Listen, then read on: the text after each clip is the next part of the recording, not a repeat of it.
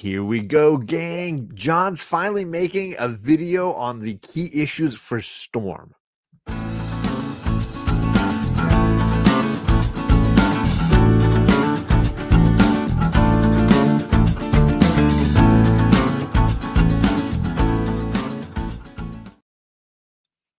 I know. Major character that I care a lot about. How have I not made this video before? And it's in truth because it's pretty basic as far as the big books go. Everybody knows them. So getting down to some of the more hidden gem books, those underrated, harder to remember key books from her era, that's the stuff that I think I really want to get into today. But we'll do a little bit of everything. As always, like, subscribe, join up, get here going because there's always good comic book talk happening around this place. First up, yeah, we got Giant Size X-Men. Big boy book, first appearance of so many characters, but of course, Storm among them. That's a book that I don't think anybody needs a video to tell them to get, right? Same with issue 94, same deal, right? This is the first time Claremont officially writes the character, but more importantly, this is the first part of this sort of ongoing title, where now she is in the X-Men title officially. I grew up feeling like the 94 was the bigger issue and that the Giant Size was the annual and nobody really cared about it. But obviously, the market has shifted on that in a kind of interesting way. I also know that a lot of people count 102 as her origin and that this is considered one of the bigger books and can be somewhat expensive given that still a very early Claremont comic. Great book. I don't know that I fully agree with that. I do think it's part of her origin, but I don't think we've ever really gotten one book that has all of that information. So it is an important piece maybe of that story, right? An important part of that story.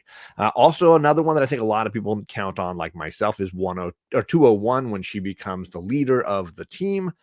This is a great book. This is an iconic book, not just because of her, but obviously little baby Nathan, who will become Cable. Lots of really kind of cool elements of the story going on here. But yeah, for Storm fans, she's now a key character beyond just being a team member, but now team leader, right? I know a lot of people would count Life Death, the great Barry Windsor Smith storyline that we did a year ago on the Omni X-Men Club. Great story, incredible artwork, and a real growth to the character. This is a book you should not skip, especially if you're a Storm fan. Cheaper, but most people are well aware of that one. Let's throw out also when she loses her powers immediately preceding that book, 185. We get to see the Storm losing her powers moment and how that kind of goes down involving Rogue here. And then right before that one, the haircut issue, the sort of controversial moment when Storm goes punk and the the cover doesn't quite give it away. You can see her old traditional hairstyle there. But yeah, this is the book. If you're a Mohawk Storm fan, 173 is where it's at. So yeah, those are the traditional keys. Those are the ones I think most people know about or most people reference. So let's get a little outside of the box. Let's get a little bit further and deeper. We mentioned that there are other issues that show her origin. This is one that I think that can sometimes get overlooked. Issue 117. This is where Xavier recounts first meeting her, finding her, getting pickpocketed by her, and what that kind of sets up as far as their dynamic, their relationship. So 117 is sort of another part of that journey. Now, it's an expensive book because this is the first appearance of the Shadow King, who is a great villain in the Marvel Universe. So it can be a tricky one to buy for other reasons, but it's an underrated Storm key book. So now maybe there's two reasons to get that comic. Along in those same 170s, this is probably one of my favorite Storm comics. This is issue 170.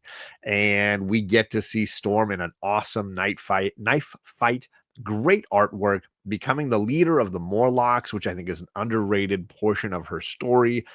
You get to understand maybe the skills she has well beyond her mutant abilities. So yeah, 170 seems to be a real groundbreaking moment for her character that I think a lot of people overlook as a real, a new era in the Storm character that leads into the Marauders or the Mutant Massacre later on, right? Well, what about Black Panther? So this book often gets overlooked. This is Marvel Team Up 100, and this book gets considered a key for Karma, the mutant character later who appears in the New Mutants. But this is also the story that tells the first time when T'Challa and Aurora meet. So this book has that origin story, including a young time before she became an X-Men, when she was surviving in Africa.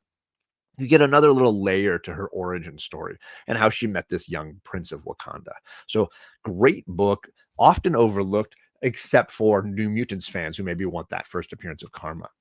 And then, of course, issue 16 of Black Panther is the wedding issue, which is a built into the Civil War storyline, the original Civil War One storyline. But yeah, that Reginald Hudlin run, really, really great. The wedding, while maybe a wedding of convenience, a great moment in her character's story. And so, yeah, if you can snag an issue 16 of Black Panther, another great Storm key. Now I'm going to go way off the reservation. I was going kind of lightly around the border, but my final pick here for underrated hidden gem keys is a Hickman era book. And this is when Storm basically takes over Mars. So this is Planet Size X-Men #1.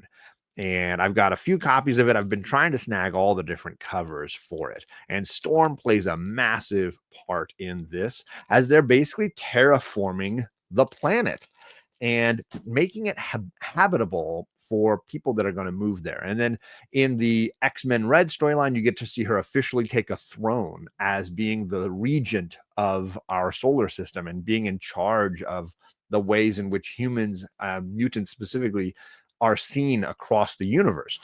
There's another great variant for that I love. This is the David Nakayama variant. So fantastic. There's a Virgin variant, but why would you want it without all this cool trade dress to make it look like a magazine cover? Absolutely love it.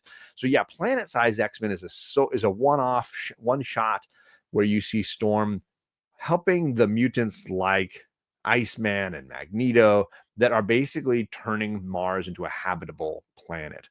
And then that leads into the X-Men Red issues where you see her taking a leadership role as being the regent of Mars, or the regent of Sol, which is they call our solar system. So yeah, great underrated key. And as far as I know, Mars is still habitable in the Marvel universe and will definitely be interesting to see what Marvel chooses to do with that planet going forward, because I do think there's more story to be had there. So there you go. Some underrated Storm keys, some hidden gems that maybe you hadn't seen before. As a reminder, I'm giving away comics here. Yeah, I'm about to hit 3,000 subscribers. In fact, by the time this video drops, I may have already done it. We shall see. So let's thank the channel members. We got friends at various different levels of channel membership who are supporting the channel, helping it keep going, and then in eligible now. They're now eligible to win the prizes that I give away at the end of each month.